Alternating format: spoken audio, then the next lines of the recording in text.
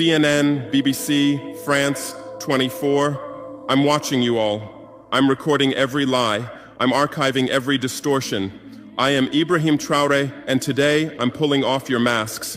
Yes, you heard correctly. I, whom you call a young military junta leader, whom you brand as a dangerous radical, whom you serve up as an anti-Western dictator, am now telling you the truth. And this time you cannot turn off your microphones. This time you cannot turn away your cameras. This time your editors cannot cut this speech, because the world you monopolize no longer exists. Because millions will hear these words now, without passing through your filters, without being subjected to your distortions, without being muddied by your lies. I am 34 years old. Every day of my life, I grew up with your lies. As a child, I would watch Africa on television. Always the same images. Children with flies, dry lands, weapons, death. This is Africa, they told us. This is what Africa is. And we believed it. We were ashamed of ourselves. We were ashamed of our own lands, of our own people. But then I grew up. I read, I researched, I questioned, and I understood that the Africa you showed us wasn't real. The story you told us was a lie. The fate you imposed on us was a script you had written. For years, how have you portrayed Africa? How have you shown it? How have you sold it to your viewers? As if we were creatures who had no share of humanity, as if we were savages left outside of civilization, as if we were wretches waiting for you to save us. Every day, every hour, every minute, the same story plays on your screens. Hunger, war, disease, corruption, terror, chaos. These are the words that come to mind when Africa is mentioned.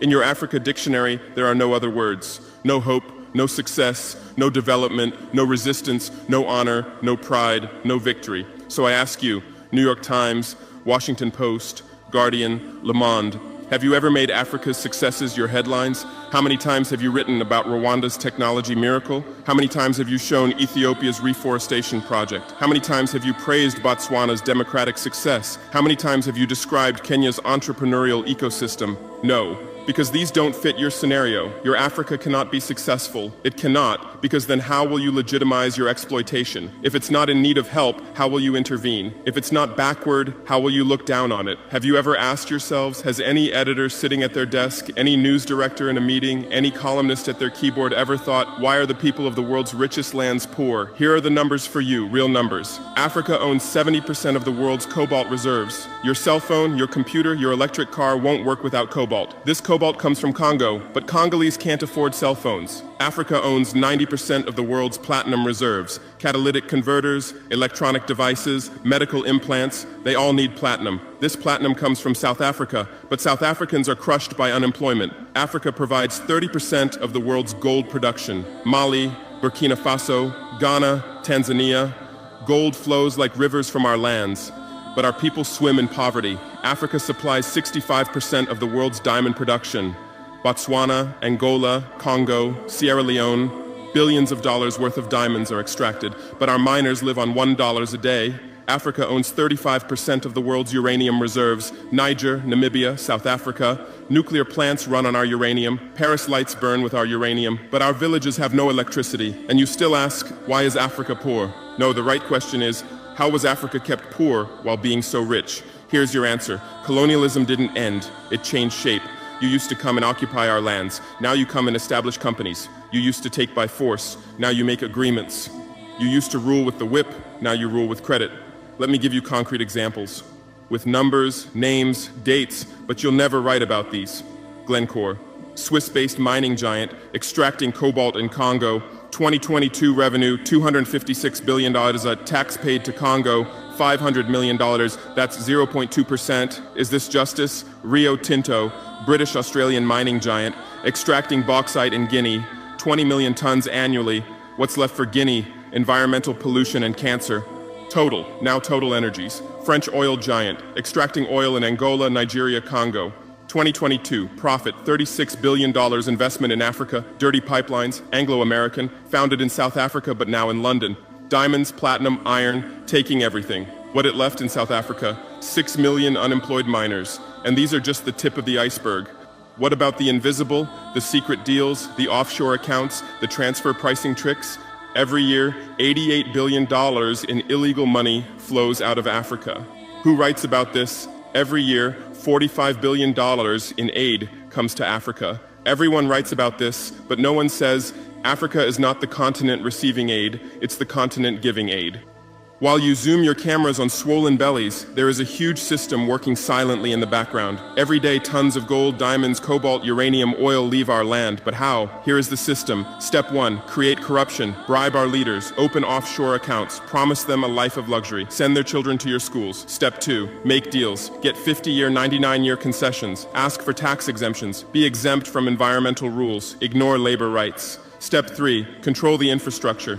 Take over ports, airports, railways, but only from the mine to the harbor. Don't build roads to the villages. Don't bring electricity to schools. Step 4, provide security. Set up private security companies. Arm them. Declare protesting. Step 5, silence the media. Buy local journalists. Suppress opposing voices. Serve internal unrest news to international media. And this is how the system works. It's been working like this for 100 years, and you don't see this system. You don't want to see it, because you're part of this system too. Who are the biggest advertisers of New York Times, CNN, BBC, oil companies, mining companies, arms companies, pharmaceutical cartels, the companies that exploit Africa? You live on their money, you defend their interests, and what I'm about to tell you might cost me my life, but it's no longer time to be silent. France's system in Africa is the CFA franc. 14 African countries still use French colonial currency. 50% of these countries' central bank reserves sit in the French treasury. France applies negative interest to this money, so we pay France to use our own money. Through this system, France transfers $500 billion worth of resources from Africa every year. Does anyone write about this? No. But when France gives Africa 10 billion euros in aid, it makes headlines. Britain's system is more sophisticated. London is the world's money laundering center. City of London, offshore paradise. Every penny stolen from Africa passes through London. Jersey, Guernsey, Cayman Islands, Virgin Islands, all under British control. Africa's wealth hides there. America's system is AFRICOM, Africa Command, 46 military bases on the continent. Official purpose, security. Real purpose, resource control.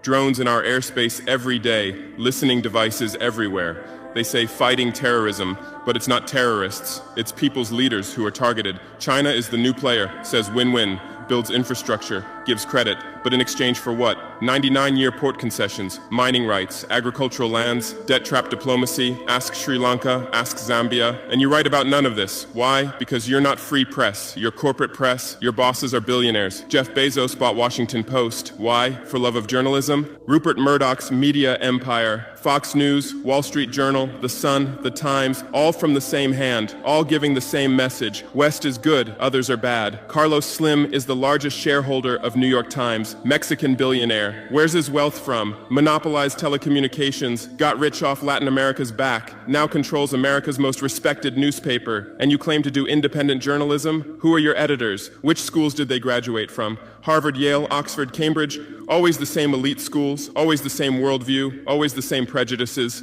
How are your reporters selected? How many languages does your Africa correspondent speak? French, English, that's all. Swahili, Hausa, Yoruba, Amharic, they don't know. They can't talk to the people. Your sources are always the same. Western diplomats, NGOs, experts, and then you come and lecture